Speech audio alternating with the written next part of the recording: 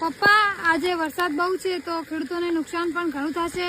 આપણે તો મગફળી ઓછી છે પણ ઘણા લોકોને બાજરી અને મગફળી પલળે એનું શું થશે?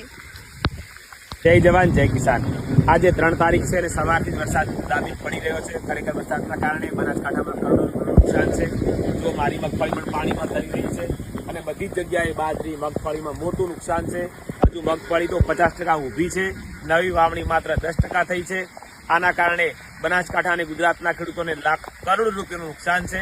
સરકારને વિનંતી કરું છું મીડિયાના માધ્યમથી કે અમારા ખેડૂતોનું તાત્કાલિક ધોરણે સર્વે કરે અને ખેડૂતોને બનતી સહાય આપે। મીડિયાને પણ વિનંતી કરું છું 2 દિવસ માટે બીજા પ્રોગ્રામો આપવાનું રહેવા દેજો અને ખેડૂતને બતાવજો, જેના કારણે સરકારનું ધ્યાન દોરાય।